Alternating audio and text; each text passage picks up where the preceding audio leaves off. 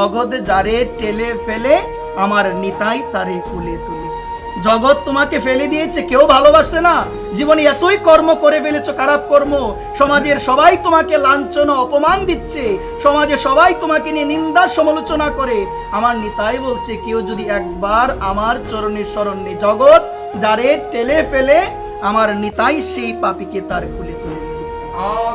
যদি মন থেকে বলতে পারি নিতাই তুমি বিনে আমার কেউ না। এই জন্য কলিযুগের জীবের কাছে এক প্রকারে মহাপ্রভু প্রতিজ্ঞাই করেছেন। মহাপ্রভু প্রতিজ্ঞা করেছেন, আমার ভগবান কলিযুগ পাবন অবতার, তিনি প্রতিজ্ঞা করে আমাদের কলিহত জীব ভজন শূন্য ভক্তি শূন্য আমাদের অভয় বাণী শুনিয়েছেন যে হে কলিহত জীব, তোমরা যদি দিন অন্তে তোমরা যদি একবার বলো হা নিতাই আমি তোমার হলাম, দিন অন্তে, বাবা একটু দেন দিয়ে শুনেন, মাথাটা একটু উঁচু করে রাখবেন সবাই, রাধেশ্যাম, দিন অন্তে একবার যদি বলো তুমি হা নিতাই, আমার মহাপ্রভু প্রতিজ্ঞা করেছেন কলিহত জীবদের কাছে আমরা ভজন শূন্য প্রায়ানু অল্পয়াস সভ্য কলাবস্মির যুগে জনা মন্দা সুমন্দ মতয় মন্দ ভাগ্য হি উপদ্রুতা।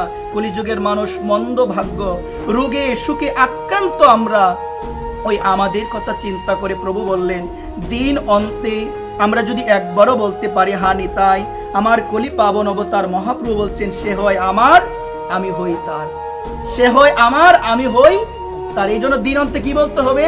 হা নিতাই আমি তোমার।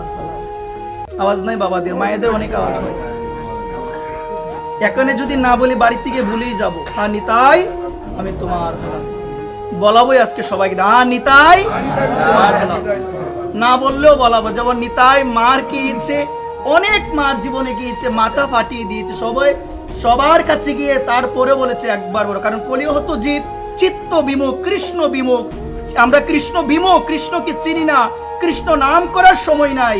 এজন্য নিতাই এসেছেন, নিতাই সকলের ধারে ধারে গিয়ে বলছেন তোমরা একবার বলো ভলো কৃষ্ণ ভজ কৃষ্ণ করো কৃষ্ণ শিক্ষা, কৃষ্ণ বিনে কোনো গতি নাই, একবার তোমরা বলো তা নিতাই।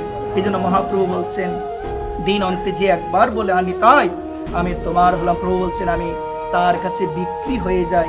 এই জন্য সুধীবৃন্দ ভয়ের কোনো প্রয়োজন নাই। অনেক মানুষ অনেক কিছু শোনাবে, কিন্তু আমি প্রায়ই বলি পাপ হলে অনেক মানুষ বলে জীবনে অনেক পাপ হয়েছে, এই যে স্বীকার করা এটাই কিন্তু পরিবর্তনের লক্ষণ। যে স্বীকার করে পাপ হয়েছে আর এখনো যে স্বীকারই করে না, কথা শুনে শাস্ত্রবাণী শুনে শ্রী গুরুবাণী শুনে শ্রী সাধুমুখী শুনে যে স্বীকারই করতে পারে না যে আমার দ্বারা ভুল হয়েছে অপরাধ হয়েছে, তার কখনো পরিবর্তন সম্ভব। অনুসূচনা নিয়ে যে স্বীকার করতে পারে, এই জন্য ভগবান গীতায় বলছেন অপি চেত সুদূরাচারু ভজতি মাম অন্যভাগ সাধু রেভস্বী মন্তব্য সম্যক ব্যবসিত হেস। অর্জুন, অতি দুরাচারী ব্যক্তিও যদি অনন্যভাবে আমার চরণের শরণ নেই, অর্জুন তাকে সাধু বলে জানবে। বাবা আমরা বলবো সাধু। অতি দুরাচারী ব্যক্তি, অতি দুরাচারী, জীবনে শুধু পাপ কর্ম। আপনি এখন তিলক দেন, ধরেন আমার জীবনে অনেক পাপ হয়েছে, ভুল হয়েছে, এখন তিলক দিই, সমাজের মানুষ কি বলবে এটা আপনারা ভালোই জানেন। কি বলবে বলেন না আওয়াজ দিয়ে? আগে কি করেছে দেখেছি, এখন লোক দেখানোর জন্য সাধু হয়েছে। আমাদের সমাজে কিন্তু এমন লোক অনেক আছে, কিন্তু ভগবান অভয় বাণী শুনিয়েছেন গীতার মধ্যে। ভগবান বলছেন অতি দুরাচারী ব্যক্তিও যদি, অর্জুন রত্নাকর দস্যুর মতো পাপ তো আমার হয় নাই, হয়েছে কি না? হ্যাঁ, রত্নাকর দস্যু এত ব্রাহ্মণ হত্যা করেছিলেন, 7টা গরুর গাড়ি ভর্তি হয়ে গিয়েছিল, এত ব্রাহ্মণ হত্যা, তার কি উদ্ধার হয় নাই? এত ব্রাহ্মণ হত্যা করেছিল, তার মুখ এতটাই বিকৃত হয়ে গিয়েছিল, সে জিহ্বা দিয়ে রাম নামই করতে পারছে না। এজন্য তাকে বলা হলো তুমি উল্টিয়ে মরা মরা তুমি জপ করো। সুধীবৃন্দ, তাদের উদ্ধার হয়েছে কিনা?